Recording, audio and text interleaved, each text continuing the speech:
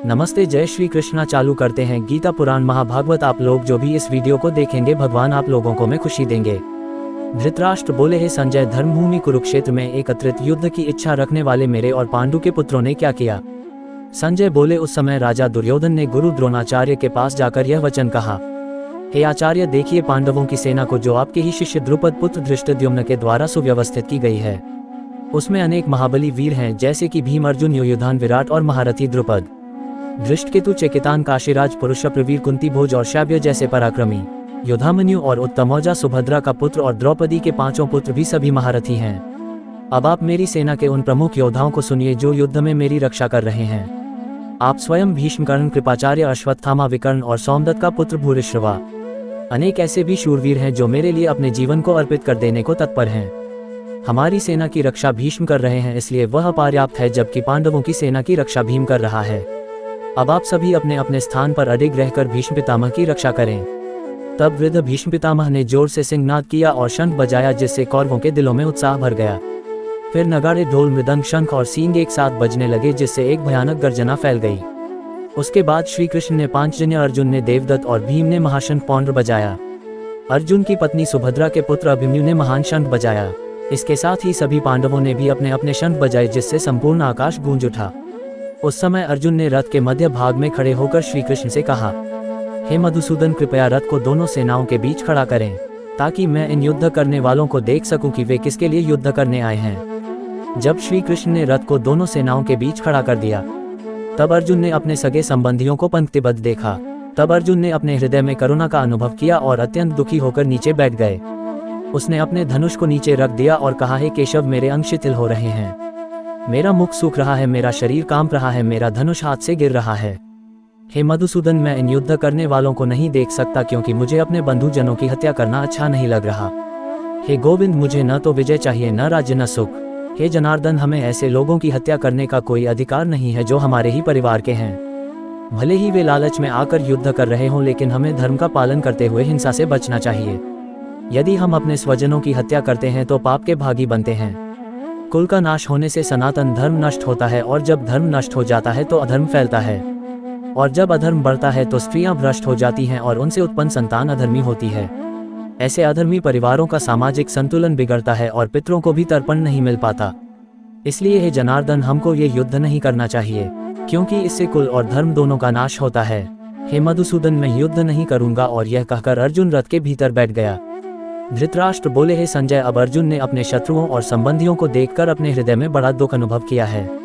संजय बोले, हे राजा, वह अत्यंत व्यथित और संशयग्रस्त हैं, वह अपनी सारी शक्ति और मनोबल खो चुके हैं। अर्जुन ने कहा, हे केशव, मैं नहीं चाहता कि मैं अपने ही परिजनों का संहार करूं।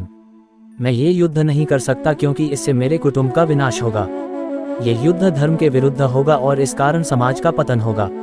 श्री कृष्ण ने अर्जुन से कहा, हे पार्थ, ये शोक तुम्हें अनावश्यक भ्रम में डाल रहा है।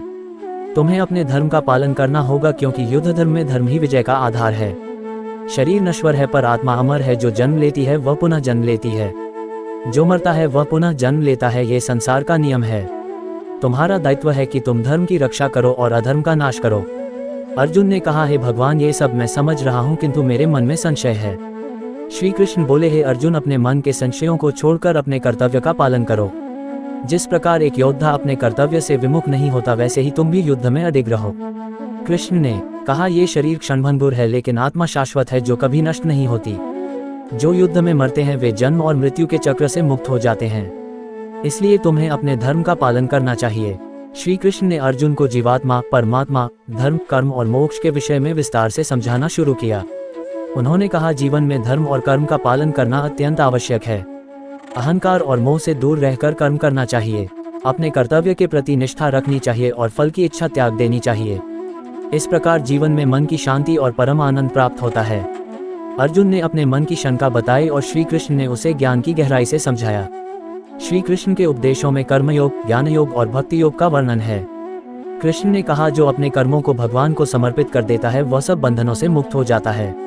ऐसे व्यक्ति को शाश्वत मोक्ष प्राप्त होता है। श्री कृष्ण ने अर्जुन को बताया कि युद्ध और अन्य कठिनाइयां जीवन का हिस्सा हैं।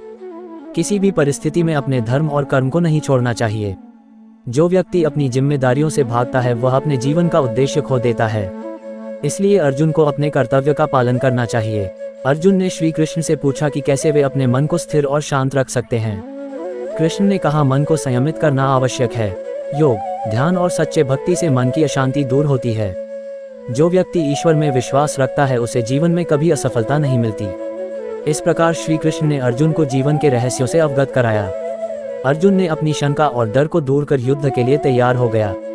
अर्जुन ने कहा, हे श्री कृष्ण, अब मैं युद्ध के लिए तैयार हूँ। कृपया मुझे अपने रथ में बैठाओ और युद्ध भूमि में ले चलो। श्री कृष्ण बोले, हे पार्थ, ये संसार क्षणभंगुर है। जो आया है वह जाएगा और जो जाएगा वह फिर आएगा। ये प्रकृति का अटल नियम है। तू जिसे मारने के लिए चिंतित हो रहा है वह आत्मा कभी मरती ही नहीं। ये शरीर तो केवल एक वस्त्र की भांति है। आत्मा इन शरीरों को बदलती रहती है, जैसे मनुष्य पुराने वस्त्रों को छोड़कर नए वस्त्र पहनता है। हे अर्जुन, तू धर्म का पालन कर, क्योंकि एक क्षत्रिय का धर्म ही युद्ध करना है जब धर्म की हानि होती है। जो योद्धा धर्म के लिए युद्ध में मरता है वह स्वर्ग प्राप्त करता है और जो जीतता है वह पृथ्वी का सुख भोगता है। इसलिए हे अर्जुन, तुझे बिना किसी संदेह के युद्ध के लिए तैयार होना चाहिए। सुख दुख, हानि लाभ, जय पराजय को एक समान समझकर कर्म कर, यही सच्चा योग है। हे अर्जुन, जो व्यक्ति निष्काम कर्म करता है वह कर्म के बंधन में नहीं बंधता।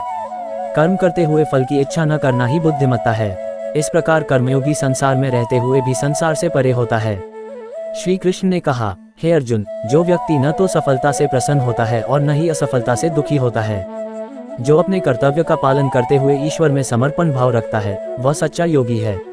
ऐसा व्यक्ति आत्मा को पहचान लेता है और मोक्ष के मार्ग पर अग्रसर होता है। जो स्थिर बुद्धि वाला है वह सर्दी गर्मी, सुख दुख, मान अपमान को समान भाव से देखता है। ऐसे व्यक्ति को कोई डिगा नहीं सकता। जो अपने इंद्रियों को वश में करता है और मन को ईश्वर में लगाता है वही सच्चा ज्ञानी है। हे अर्जुन, तू अपने कर्तव्य को बिना मोह के कर। धर्म के मार्ग पर चलने वाला व्यक्ति कभी हारता नहीं है, क्योंकि उसका हर कर्म उसे ईश्वर के समीप ले जाता है। हे पार्थ, इस संसार में बहुत कम लोग ऐसे हैं जो आत्मा के रहस्य को जानते हैं। बहुत लोग केवल शरीर को ही सत्य मानते हैं, लेकिन आत्मा अमर है। जो आत्मा को जान लेता है वह मृत्यु से परे चला जाता है। जो व्यक्ति अपने मन को नियंत्रित करता है वह अपने आप पर विजय प्राप्त करता है। मनुष्य का मन ही उसका मित्र है और वही उसका शत्रु भी। जो मन को जीत लेता है वह समस्त दुखों से मुक्त हो जाता है। श्री कृष्ण ने कहा, हे अर्जुन, ये जीवन एक युद्ध है जहाँ हर दिन हमें अधर्म से लड़ना होता है। लेकिन यदि हम अपने धर्म और कर्तव्य के प्रति सजग रहें तो कोई भी शक्ति हमें हरा नहीं सकती। इसलिए तू मोह को त्याग कर युद्ध के लिए खड़ा हो जा। चैनल को सब्सक्राइब जरूर करना अगली वीडियो देखने के लिए, और इस चैनल पर ऐसी वीडियो आएगी, इसलिए पूरी वीडियो देखना और चैनल को सब्सक्राइब करके रखना।